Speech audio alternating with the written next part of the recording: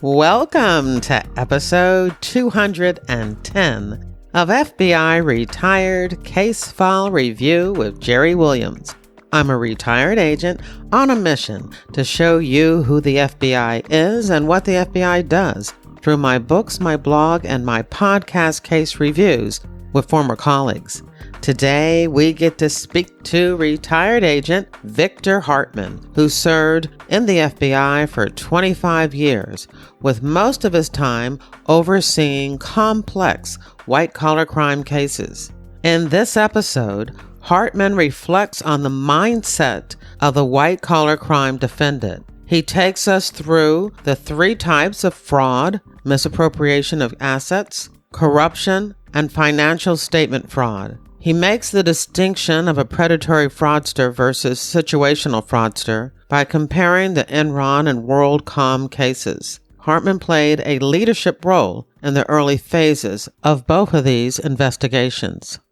During his career, Vic Hartman was assigned to the Houston and Atlanta divisions. Hartman is both an attorney and a certified public accountant. As a street agent, Vic Hartman started his career working savings and loan fraud and later healthcare fraud. As a supervisory special agent, he oversaw a public corruption squad, bank fraud squad, and a healthcare fraud squad. He also served on the FBI's corporate fraud response team. Before his retirement, Hartman served as the chief division counsel of the Atlanta division. Vic Hartman is currently the principal of the Hartman Firm, LLC, in Atlanta, Georgia. The firm specializes in internal investigations, forensic accounting, and fraud mitigation consulting. He is also the author of the book, The Honest Truth About Fraud. Hartman uses his book as a textbook at two universities where he is an adjunct professor. I really enjoyed my conversation with Vic, and I think you will too. I listened a lot and I learned a lot, even though I thought I knew everything there was to know about fraud and con men. I always try to ask the right questions, but during the episode, Vic talks about a book that he read when he was a child and how much it meant to him. I forgot to ask him the name of the book. The book is called The FBI by Quentin Reynolds. The foreword was written by J. Edgar Hoover. It was published in 1954. I'll have more information about the book in this episode's show notes. It's exciting for me to think that maybe one of my books, FBI Myths and Misconceptions, or maybe even the search word book, will inspire a young person to want to become an FBI agent when she or he grows up. Here's a quick personal update on my move from New Jersey to North Carolina. After our closing was delayed for about a week, the builder was kind enough to let us move in early. No internet is the reason I still haven't put out the August Reader Team email, but my plan is to eventually share with you a few photos of my super cool, extra modern looking townhome walking distance from downtown Raleigh. This is what they call downsizing, for real.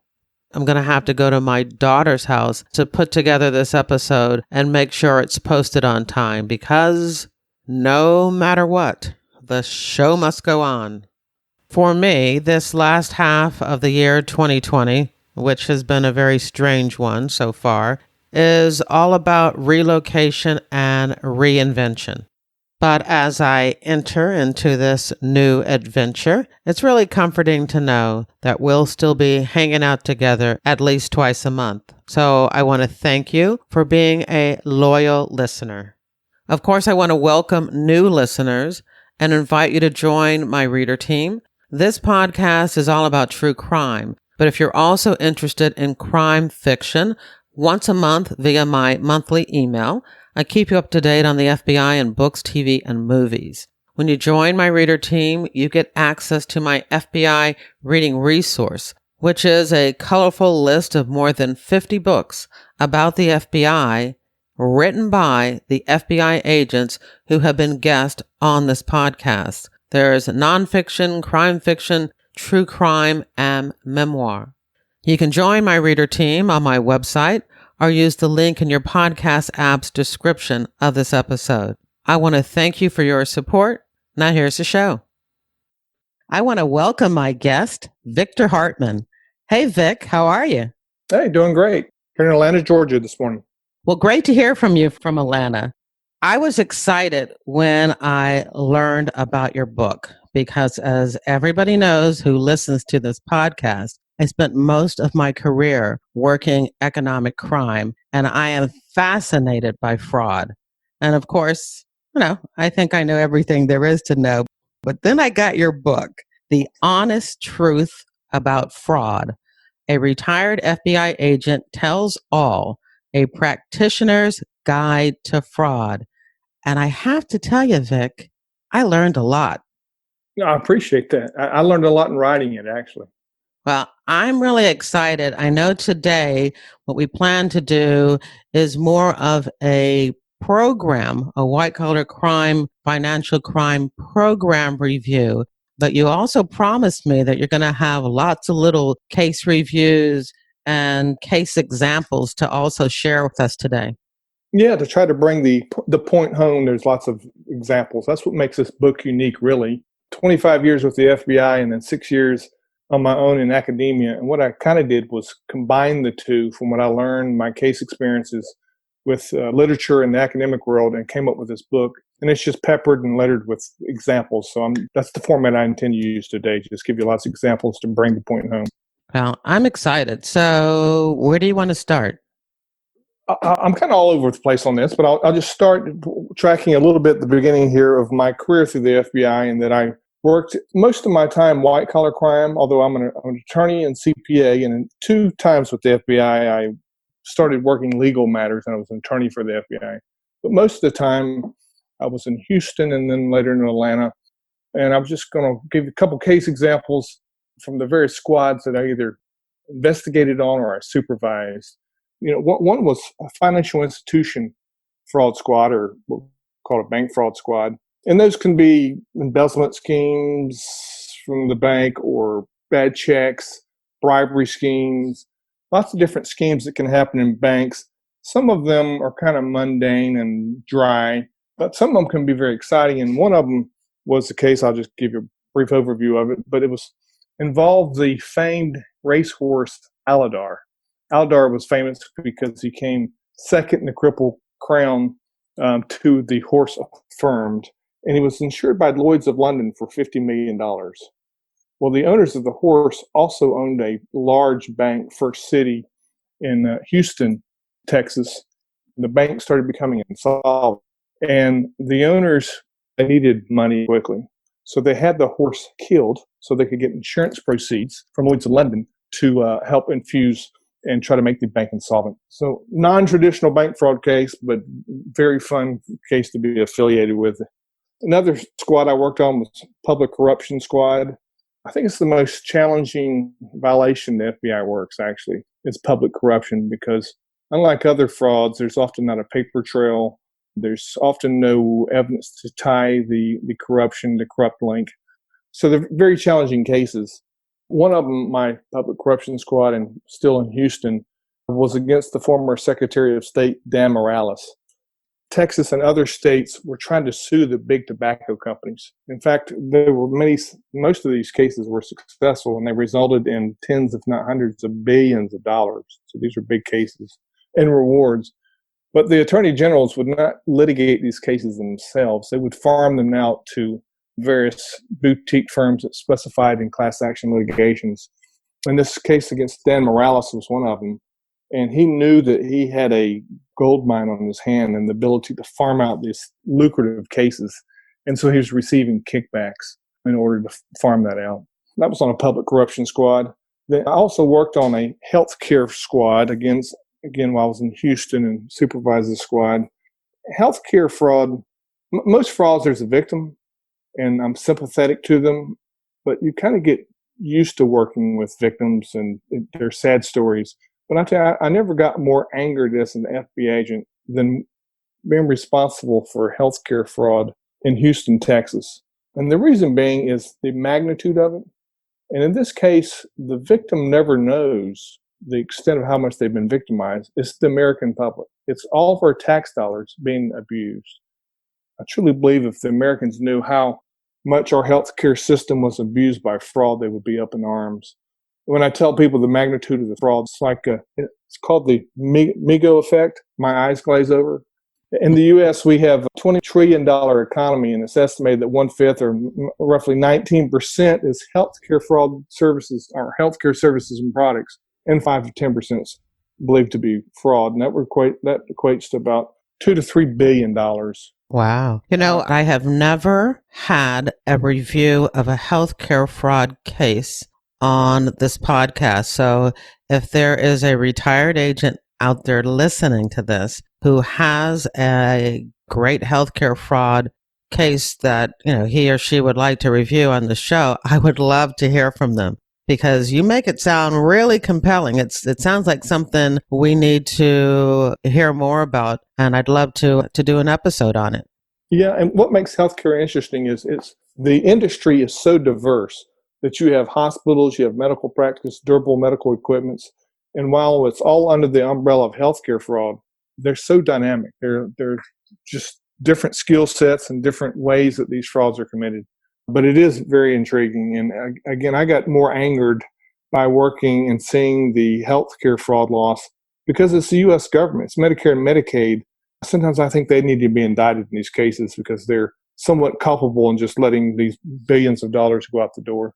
So throughout this podcast, I worked on the early phases of both Enron and WorldCom in a leadership position. So learned a lot from working in those cases. So I'm kind of use those cases as examples as we go throughout this podcast. I'm in Atlanta, Georgia, and since retiring from the FBI, I've now worked 6 years with my firm doing internal investigations, forensic accounting, and fraud mitigation. But I've also been in academia, teach at 2 universities. In the book you mentioned, The Honest Truth About Fraud, I wrote it for many audiences, but it's also used as a textbook in my class. So it's kind of really a comprehensive guide to fraud. But really what I wanted to hit home on this podcast is, why do people commit fraud? I always find that fascinating. And I've always said, if you met one fraudster, you've met one fraudster, and that their motivations are often different. And the second question is, why do we care why people commit fraud? And I think their motivation is important. Two big reasons why we should care the motivation why people commit fraud. And when I ask people the question, what do you think? Why do people commit fraud? I get a quick retort of greed. That seems to be the universal answer. And I understand how we get to that answer, and that we can all agree that fraud is wrong. It's just universally immoral, illegal. No one should be committing fraud. We understand that. So if you want to attribute a bad motivation to fraud, we come up with greed. So because it's a bad item, it must be motivated by a bad motivation. And it could be. So greed is the motivator sometimes of fraud. But what I encourage people to do is, let's consider it the motivator of last resort, and let's think about a whole lot of other types of motivators, because I think it's really important. As an FBI agent, it's important because if I knew why they did it, I could help develop a rapport. I understand how they rationalize the fraud, and I'm going to be a much better interviewer, and I'm going to accomplish what I'm trying to accomplish. First of all, is get a confession from the bad actor. What I normally tell people when they, ask me why I find fraud so fascinating is because of the fact that I'm always just fascinated about why people do the things they do, and, how they can live with themselves knowing that they're doing it.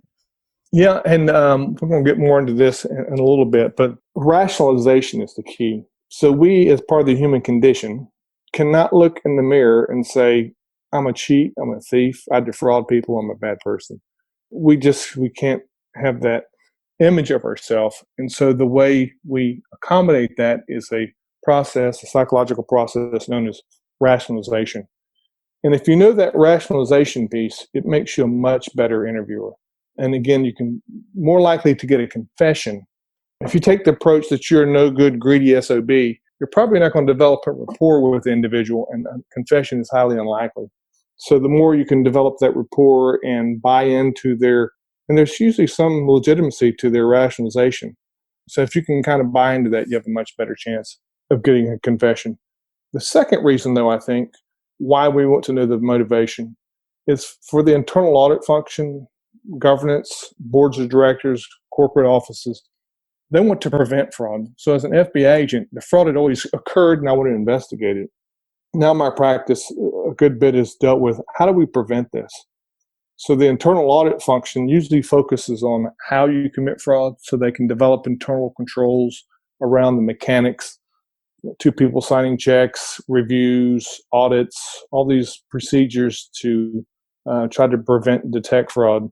So if we know why people are doing what they're doing, I think it helps internal auditors. And this is a piece that many corporations, I think, are missing. Knowing the why somebody committed fraud is this distinction between hard controls and soft controls. Hard controls are well known, well thought out. It's in all the literature, and it's how internal auditors and management provide processes around controls around their processes so they can prevent fraud. But soft controls is different. Soft controls deals with the culture of the organization. And in every company that I went in that had a systemic failure, that is, that was fraud was rampant throughout the company, it was to do with soft controls or the culture of the organization. Executive management were just overriding hard controls. So I found that it's this soft control of the culture. It was just rotten to the core. No better way to explain it. And these soft controls can be measured. So those in charge of governance is actually the board of directors. The tone starts from the top and goes to the C-suite. But if we can measure our soft controls, just like we do the hard controls, we can come up with a baseline and figure out where the culture of the organization is and then improve from there. I want to concentrate on Enron and WorldCom just because I played a leadership role in the early phases of both of those. And Enron and WorldCom was a financial statement fraud, but they differed in various ways. So Enron and WorldCom, while they're both financial statement frauds, Enron was the largest fraud in history at the time. And then a year later, followed by WorldCom. And just in case you're keeping score, the largest fraud in world history is now Bernie Madoff, coming in about $65 billion, depending on how you measure it. But before we go a little further, I wanted to kind of lay some foundation, some nomenclature, some terms that I use that it helps us understand the mind of a fraudster. And one is this distinction between a predatory fraudster and a situational fraudster. So a predatory fraudster is somebody who thought the process out. Their intent is to commit fraud. In contrast to the situational fraudsters, a certain set of circumstances happen that kind of induce them to fall into the trap of fraud. And usually situational fraudsters, they didn't join a company with the intent to defraud. If you talk to all the executives at Enron and WorldCom and HealthSouth, they didn't join those organizations with the intent to commit fraud, but then a set of circumstances presented themselves and they just fell into this trap. Would you consider Bernie Madoff also a situational fraud? Well, so Bernie Madoff was a Ponzi scheme. Right. Ponzi schemes is this hybrid scenario where you go from situational in that when he first started, he probably did not intend to commit the Ponzi scheme.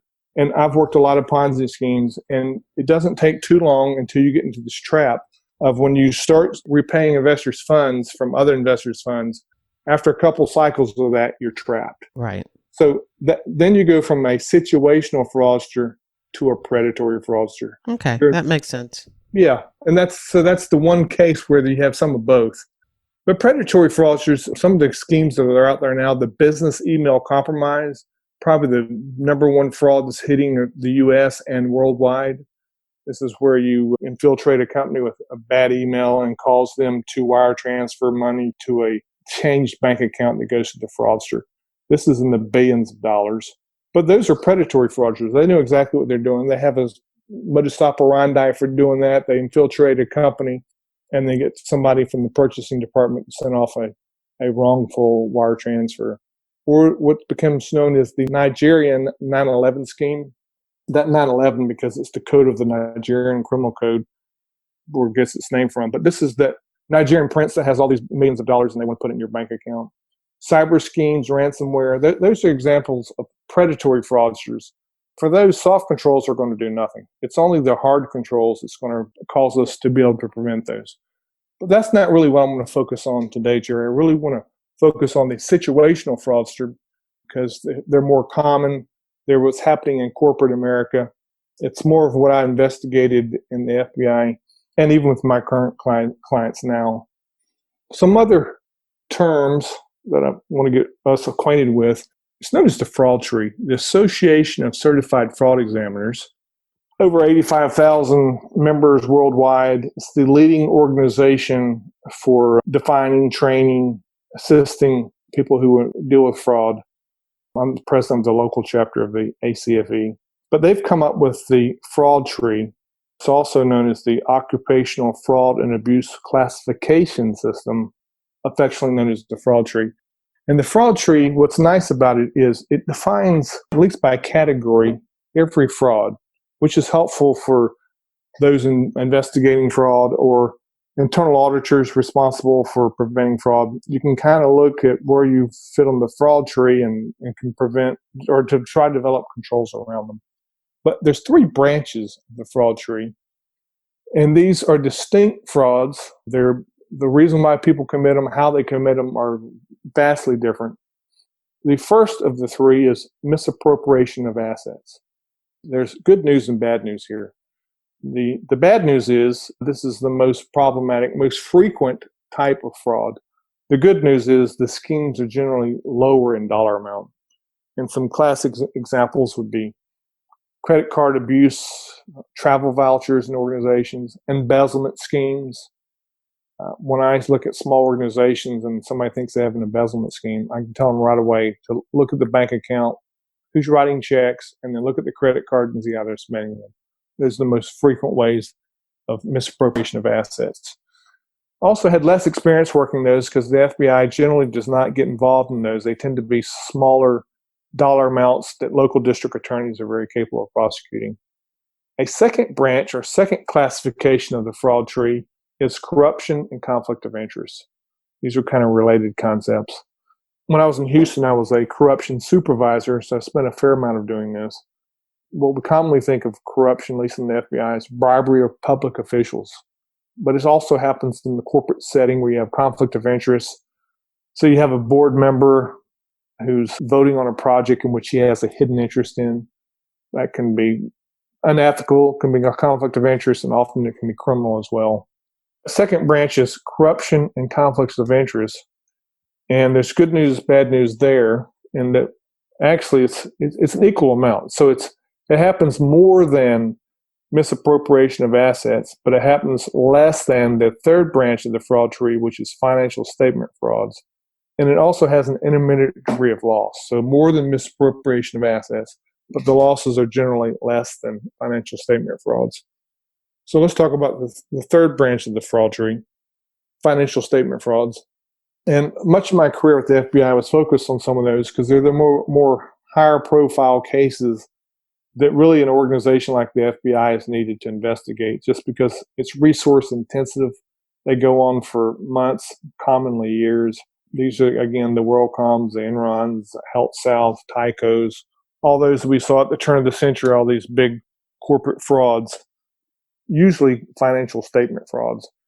And there's good news, bad news there. The good news is they happen with a lesser degree of frequency. But the very bad news is that they are very large and they can result in the demise of the organization. Another category of nomenclature or fraud language I want us to get familiar with, and that is the fraud triangle. And the fraud triangle, Jerry, when you and I went through the academy, we didn't get trained on it because it really wasn't talked about in any of the literature. It was actually the Association of Certified Fraud Examiners that made it popular. Yeah, I don't remember hearing anything about the fraud triangle. No, and now it's in all the accounting textbooks. Internal auditors know it, breathe it, and it's also in the accounting literature. I'm a CPA, and so a lot of the accounting literature on how you audit around corporations incorporate this concept of the fraud triangle. It was first theorized by Dr. Ronald Cressy in the 1950s. He was a kind of the leading, I think he and his cohorts invented the term white collar crime way back in the 30s, 40s, and 50s. And so that's how old this theory is. It didn't become popular until recently, but he theorized it through some academic work he did. And what he did, he interviewed lots and lots of people who had committed the fraud of embezzlement. And he interviewed them, and he found three things. Three things had to occur before a white-collar crime, or in this case, embezzlement schemes would occur. And that is 1, opportunity, 2, pressure, and 3, rationalization. So if he found that if these three things existed, that the ability for fraud or that an organization was at risk for fraud. So knowing that, it helps us, again, both as investigators and internal auditors are those with the responsibility for preventing fraud. I would imagine that opportunity has to do with the hard controls, and that the other two, pressure and rationalization, has to do with soft controls? Yes. For someone who's not schooled in the fraud triangle, you just nailed it. So for opportunity, and that's the easiest to understand, obviously you can't commit fraud if you don't have the opportunity to do that. So it's somebody who's in a position in a corporation that can commit fraud. And yeah, we can put hard controls around that. And that's the easiest to understand, and the hard controls are the easiest to place around there. The second is pressure. So how we're going to stop an employee from having pressure. And that's tougher. But there's two types of pressures. There's those outside the organization, and I call those the life happens events, gambling addictions, alcohol, drug, divorce, bankruptcy, all these life happens moments. And any of us who have worked in organizations long enough, these things just happen to people. So it puts pressure on those types of individuals. And then there's also internal pressures. So these are pressures internal to the organization. Sometimes we have to look no further than the HR department to see these pressures, and that the way they may be compensated is how the stock price performs or their sales commissions. So they're highly incentivized, and many people can handle these incentivizations without committing fraud. But for some, it puts this tremendous pressure on them that they feel that their way to get out of this pressure would be to commit fraud. And then the third is rationalization. So again, opportunity, pressure, now rationalization. How do you stop an employee from rationalizing? That's a tough one as well. And as you pointed out so aptly, Jerry, it's these soft controls. The way many people rationalize is, I've been here, a loyal employee for this company for 25 or 30 years. Everybody else is getting bonuses and advances, etc. I'm working just as hard as them, and I'm not getting it. Or they see executives getting perks. There's so many different ways that an employee can rationalize. If we spend some amount of time working on the culture of the organization and also communication, transparency in organizations, we can really help employees feel like they're pulling for the same team. We're on the same team here. We're all in the same boat. If one person committing fraud, you're committing fraud against all of us. So if you develop a strong culture, it really helps de-incentivize somebody from committing rationalization. So that's the fraud triangle. I'm also involved with a governance group called the Behavioral Forensics Group, and I'm consulting with a psychiatrist who specializes in good corporate governance and actually with fraud as well. So it's interesting to get a perspective from the psychology and psychiatry community on what causes the human condition, what causes our brain to allow us to commit fraud. What I've learned from that, and this is something I've learned since I've retired from the FBI, but then I go back and reflect on the cases I worked, and I just see how it just so specifically nails the reason. And this is the concept of our emotions, and that our emotions drive decision-making processes. We think we're very rational people, especially executives in companies. They think they weigh the pros and the cons, and they put a matrix up, and they're thoughtful, and they think through it. But really, it's this emotional component that drives decision-making. Didn't realize that until I started this consulting practice with that firm. But there's motivators like pride and shame. I learned in Texas a term, it's not about the money. That's just how we keep score. So for many of these executives, they're already wealthy many times over.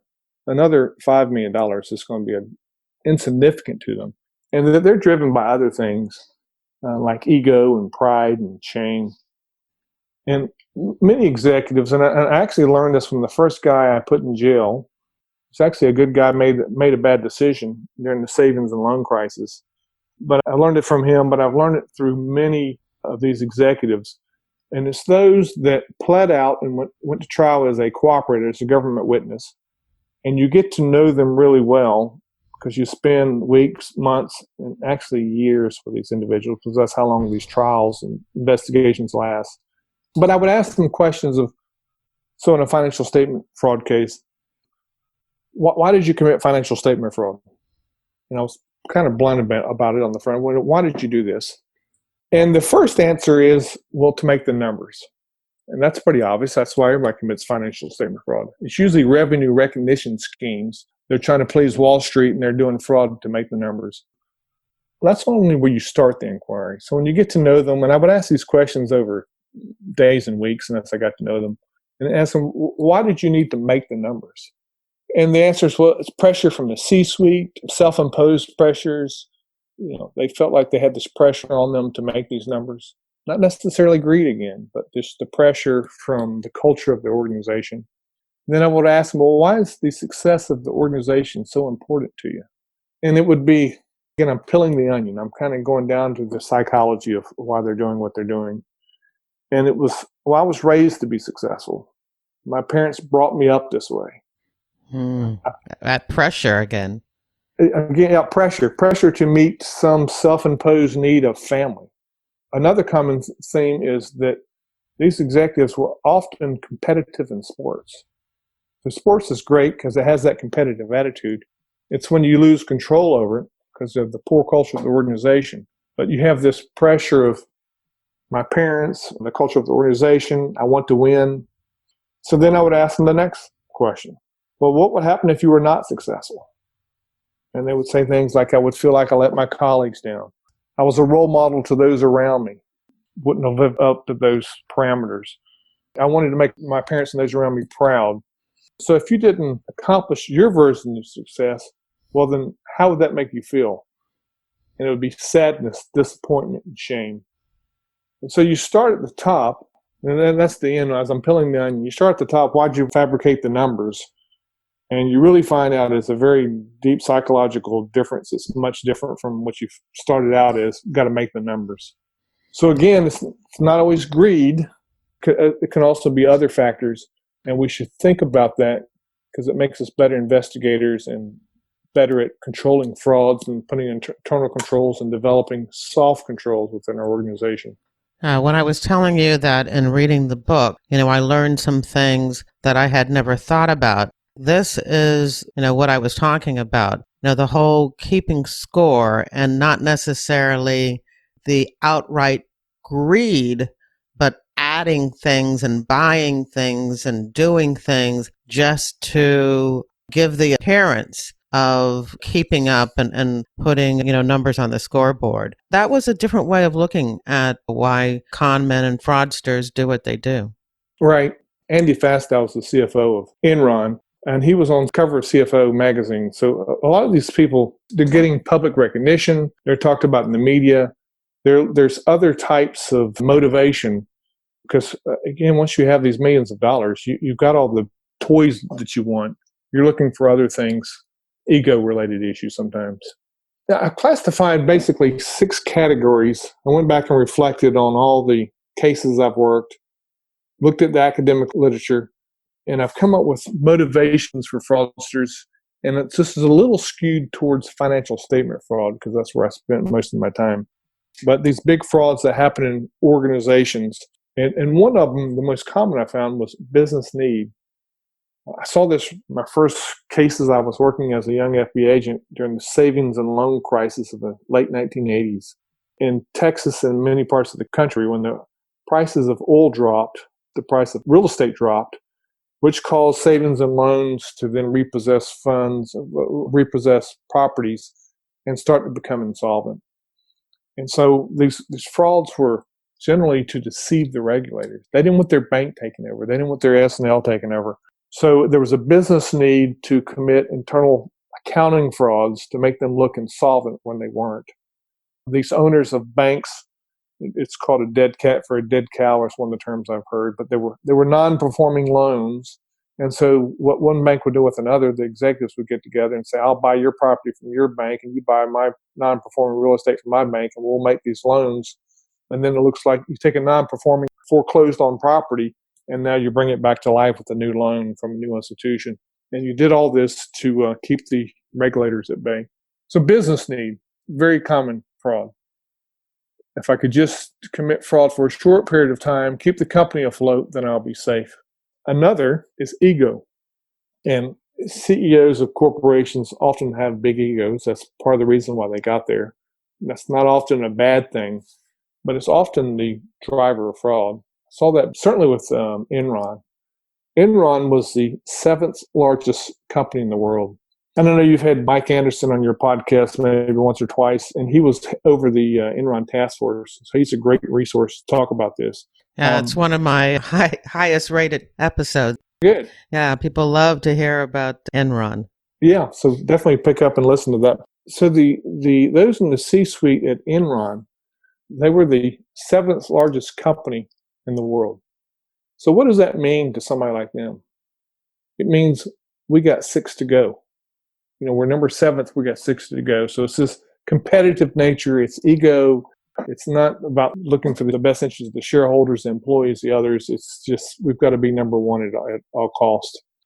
Another motivation I found is excitement.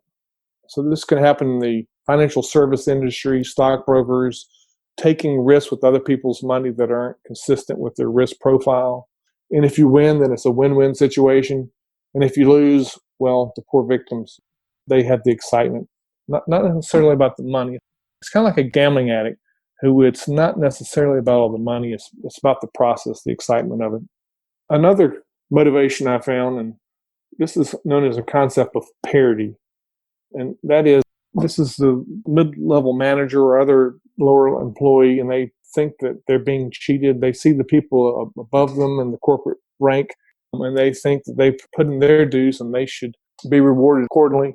And if you think of the fraud triangle, opportunity, pressure, and all you need is rationalization. And sometimes this parity fills in that rationalization piece. They can rationalize why they should commit fraud. To really bring it home to all your listeners, Jerry, is another concept of parity at work is on April 15th, in most years, although this year we're extending it due to COVID-19, but on April 15th, usually our taxes are due. And when I ask people, do you cheat on your taxes? Of course, nobody's willing to admit that in public, but so no hands go up. And then when I ask the second question, do you think other people cheat on their taxes? And then universally, all the hands go up. Everybody else is cheating their taxes. My hand's up. Yeah. I don't cheat on my taxes, but everybody else does. But everybody else does. Right.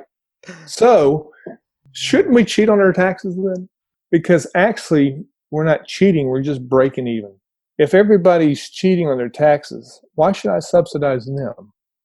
So I can cheat on my taxes just a little bit to get me on par with everybody else, just for fairness. And that's the concept of parity at work as well. It's a form of rationalization. I don't want to be a victim, so I'm going to cheat just like everybody else. Another motivation, and we'll throw out a fancy term here, but it's rooted in psychology and marketing actually, and that's the social contract of reciprocity. What that means is we have, as part of the human condition, this concept, if you give me something of value, I should turn around and, out of general kindness, and give you something of value. During the holiday season, we exchange gifts, or birthday occasions, others, we exchange gifts. And if we give somebody something, then we feel like we should give something back in return. If we go to dinner and take somebody to lunch, and we go to a sporting event, we pay for it, then we want to reciprocate in kind. And it's just part of the human condition. Is that also like a quid pro quo or pay to play? Yeah, and that gets more into the legal term, but it's the same thing at work. I'm starting with the foundation of there's nothing wrong with this reciprocity concept because it's kindness and part of the human condition. But what it does drive is the quid pro quos. It does drive the illegal conduct. And it's I talked about the three branches of the fraud tree. Each branch has different motivations. So for corruption and conflicts of interest, this is the one at play here, the social contract of reciprocity. Right now in the city of Atlanta for the last 3 or 4 years, and it's still ongoing, we've had lots of corruption. And we've had the procurement department receiving $40,000 in bribes, and the procurement officers, and got prosecuted by the FBI, and he's in jail. But what I found, and I worked a lot of time supervising the corruption violation, is that people get too close to others, especially in public corruption with government officials, but it also can be corporate official to corporate official. And that you start socializing, you get to know them. Almost every corrupt politician or lobbyist or other that I investigated, I could ask them, when did you go to lunch the first time? I'm convinced that the free lunch is the gateway drug to corruption, because it starts with the free lunch and then the nicer free dinner, and then you're on the vacation condo, then you put them on the corporate jet to Vegas. The gifts keep getting bigger and larger. They're not asking for anything in return necessarily. If you're in Vegas, why not give them $10,000 worth of casino chips to gambling? Because this is just not a lot of money to some people. So you just lavish them with all these gifts. I have to say that what you just said belongs on a T-shirt or a meme. The free lunch is the gateway drug to corruption. That's pretty powerful. It is, and because of that phenomenon, it's well known. We all know that this is actually true. And so with government contracts, or government officials, we as FBI agents, when we were still working, we had limitations, it's usually $20, on gifts that you could get from somebody. All these individuals that get caught up in corruption, they had internal controls. There were policies in place. Almost all government organizations have rules that tell us don't receive gifts from vendors. It's in the public sector and increasingly in the private sector as well. That we just shouldn't receive those. Sometimes there are exceptions for low monetary thresholds like $20 or less. But again, it gets back to the free lunch is the gateway drug. So just to kind of recap, the social contract of reciprocity is the motivator that I've commonly seen with corrupt officials. And it's a slippery slope. It keeps escalating. And then the lobbyist or the contractor, they're just kind of basically setting their trap. They never know when they need to call in their chit, so to speak. And then when 6 months, 12 months, 2 years down the road, when this lobbyist, this contractor wants a favor, could you vote on this ordinance? Could you push this contract? Can I get your support on this? And then it's easy for the corporate or government official to rationalize, this is a good buddy of mine, their product or service is great, they're so friendly. It's easy then to start supporting them because you want to reciprocate. You don't do it sometimes consciously. You don't know that you've been bribed. You get corrupted. Does the fact that you don't know that you're being bribed take away some of the culpability? Well, it does in their minds. So Okay. I've worked with them. Yeah, it does in their minds. Legally, it does not. But it's hard. So these people get arrested and you start working with them. They've rationalized so well. I mean, their ego is so big and tight, and they've rationalized so well. They will start telling you that their contract was in the best interest of the constituency. And maybe it could be. But we'll never know if their judgment was impaired by all these gifts. Mm-hmm. So that's why it's illegal, and all the rules would prevent against it. Yeah, it makes me think about in Philadelphia, the district attorney. Now, here's one of the lead law enforcement officers in the city was corrupted this way because his quote unquote good friend first bought him this luxury couch, a sofa for his living room. And then it got to a point where he gave a rent-free condo or apartment to the DA's girlfriend, and it just started going downhill from there. But so this is fascinating. It's just a common thing, and again, it's rooted in reciprocity. The last of these 6 motivations, or what motivates a fraudster, I called it the status motivations, and they're actually pretty common, and that's fear-based and greed-based. So, like again, I said, let's consider greed the motivator of last resort, but let's do consider it. So this often occurs with misappropriation of asset schemes. And it's fear-based, the fear of getting fired, the fear of not making your goals, the fear of bankruptcy. I've got 2.5 kids in private schools, and I have to educate them, getting foreclosed on in my home. So these are fear-based goals, and fear is a tremendous driver of fraud. I've got to commit fraud just to maintain my status. So my status, I'm at status quo, and I've got to commit a fraud. It's fear-based. And then the last one is greed-based.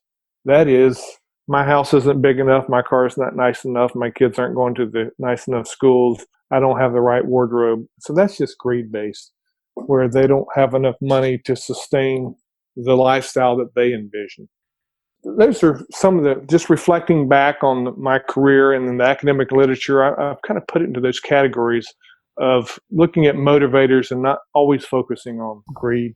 Well, I have to ask you another question, because one of the things that gave me like an aha moment when reading your book was the concept of retail therapy when it comes to greed. That, somebody's made an embezzlement, but the fact that they're buying all of this stuff is not necessarily an ego show thing, but a way to take some of that pressure off to make them feel at least temporarily good about their situation. That was fascinating. I had never thought of that before. I've seen it many times. One time I saw it in a Ponzi scheme.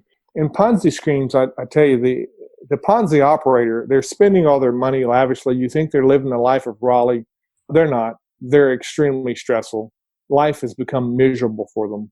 And what I've found, they'll go out and spend money, and temporarily, it's like a drug. So for temporarily, they're going to feel good about it, but it doesn't last long. The pressure of the Ponzi scheme it keeps getting bigger. So then they spend more and more.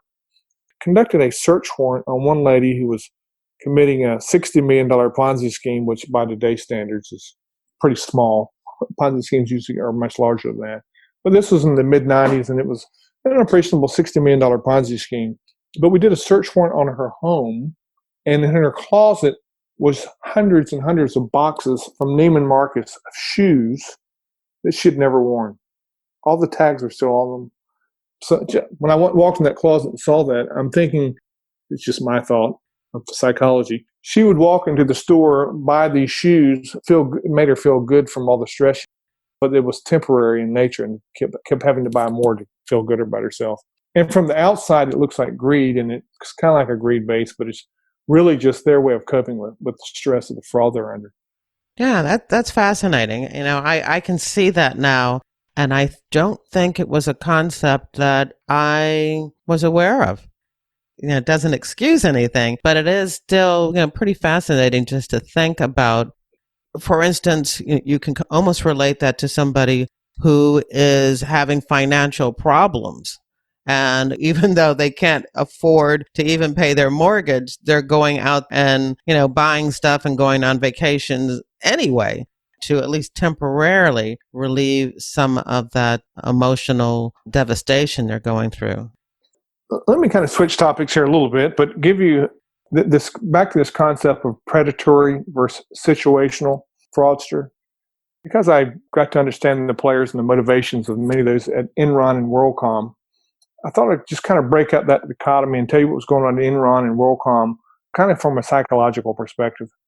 Enron was formed in 1985, and it was an oil and gas company, largely involved in that industry until the late 1990s, early 2000s, when it got more involved in the internet and data. Jeff Skilling, the CEO, I think he's just out of jail now, but he did approximately 20 years in jail. He said we could commoditize anything. And they were leveraging the company with debt. But that company was never in fear of going under. And that, again, they were the seventh largest company on the Forbes 500 list of companies in the world. And they wanted to be number one. But they weren't suffering financial harm at first. There was no need to drive up the stock price for need's sake. Sometimes there's financial needs to do that in a company. There was no need to lie to analysts. There was no need for them to engage in off-balance sheet financing, which was their way of using accounting tricks to hide all the debt of the company.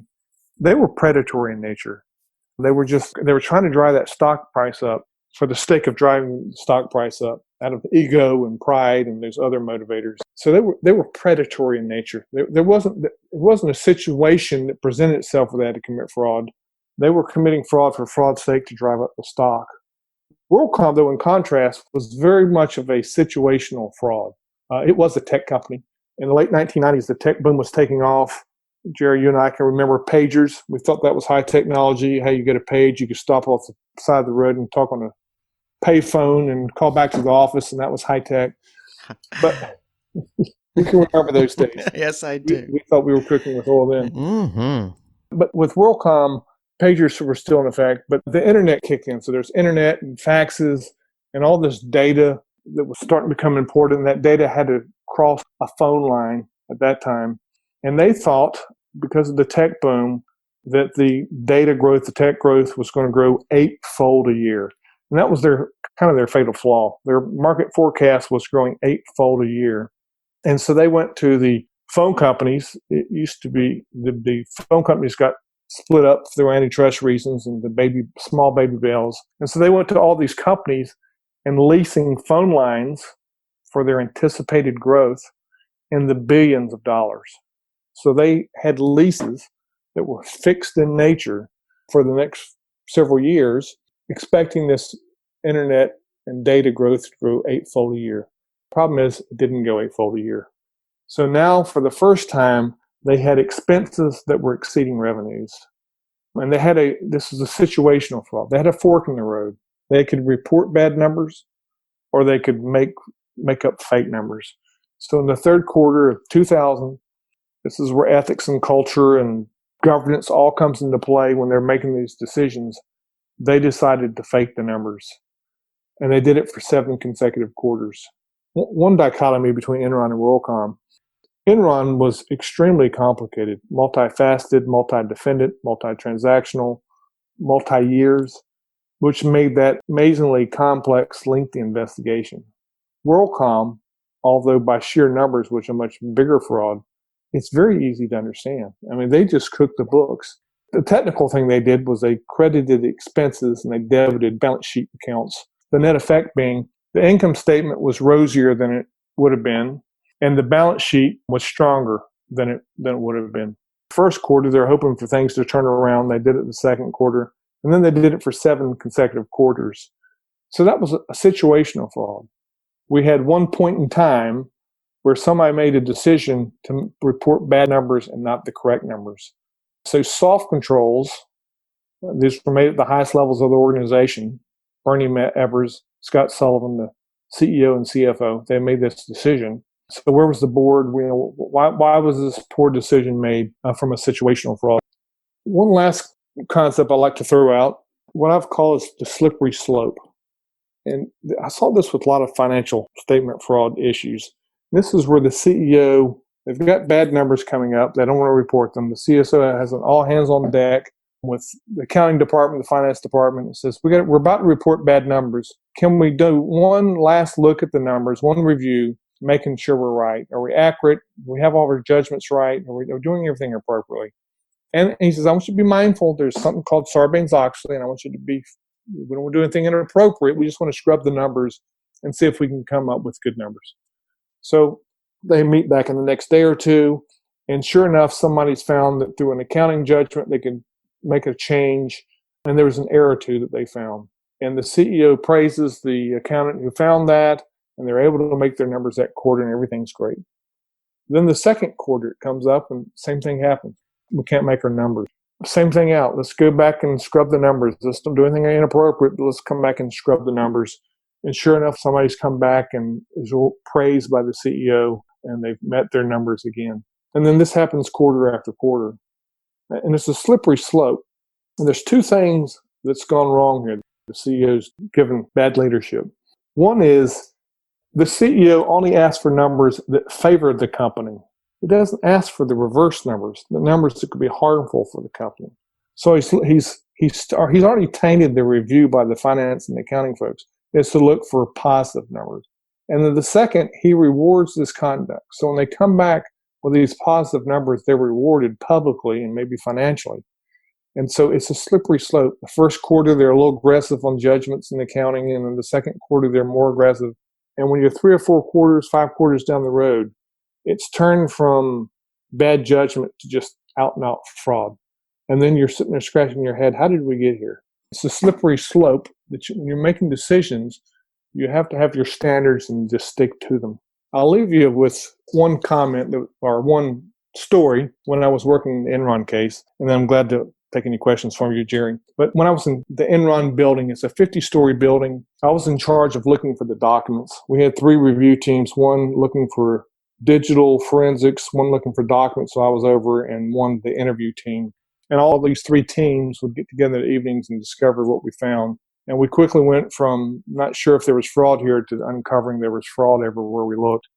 When I was looking for documents, the building was so large, and I had 125 FBI agents working for me at the height of it was over 9 days, almost around the clock. We were searching every document in the building. But when we got to Ken Lay's office, Ken Lay was the CEO of Enron, I wanted to personally oversee that. Turns out he was there that day. A lot of interesting things happened while we were searching his office. For one thing, that had about 9 agents searching the office, and it turns out the walls had file cabinets in them. They were nice mahogany walls. You'd never think pushing the wall, you turn into a file cabinet. The team didn't find that, and then the supervisor, who's not a real agent, right? She's just supervising. I'm finding these documents. When I was in his office, I've started talking to his long-term secretary, executive assistant, and I've learned a long time ago, these are important people. Most people ignore the secretaries and don't treat them with respect and find out personal things about them.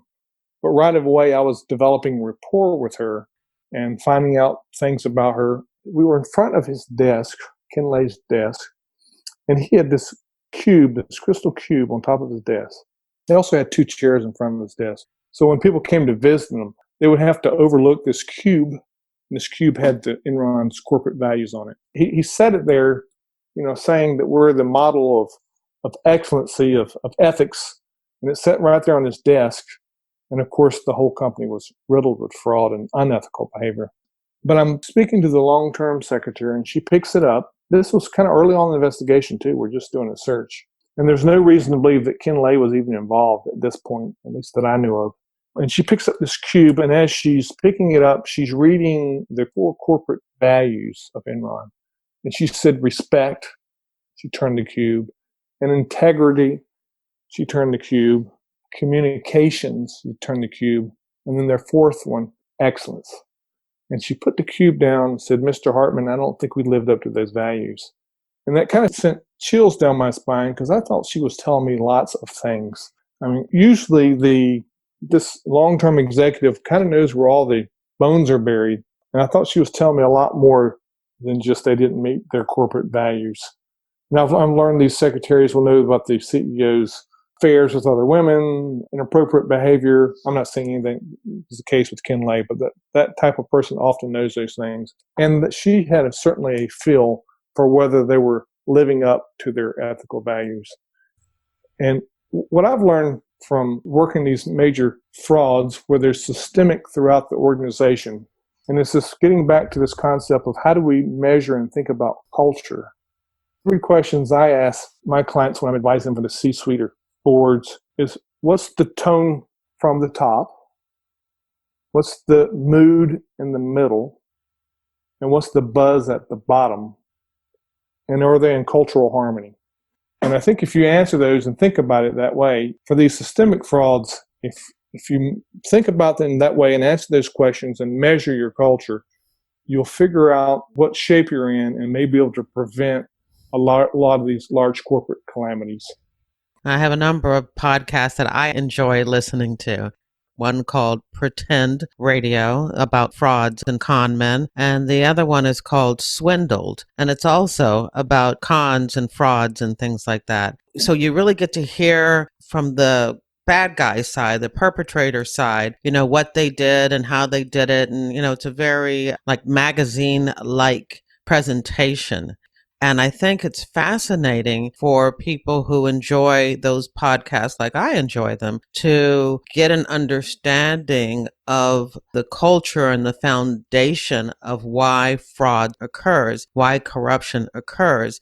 So, and again, as somebody who worked these things all of my career, I think that you presented it in a way that is not necessarily easy to understand, but something that really gives you an ability to think about these crimes in a larger way than just calling it greed. That was just absolutely fascinating. Thank you for a fantastic program review of financial crimes and fraud.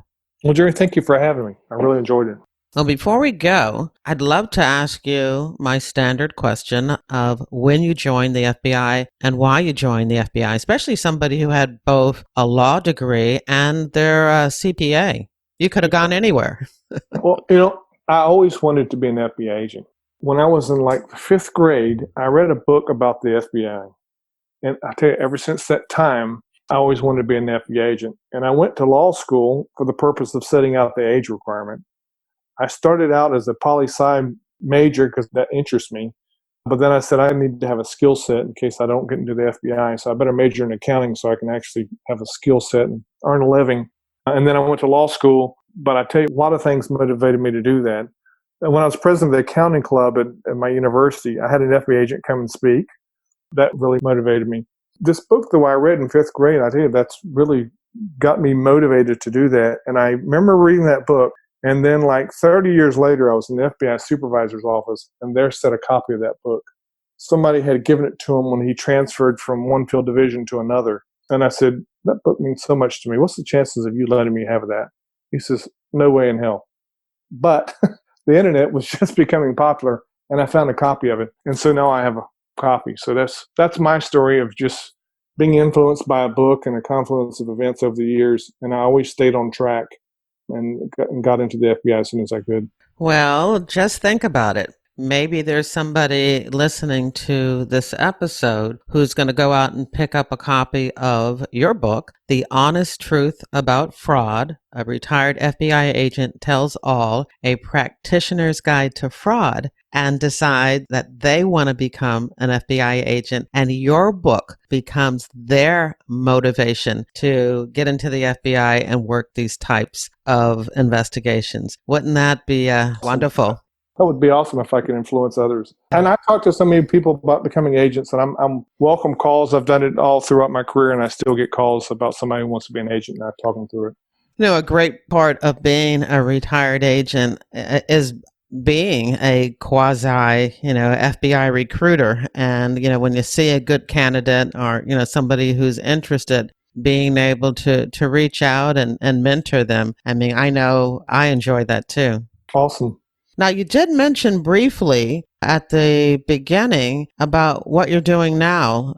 Is there any more that you'd like to share about your own business and teaching?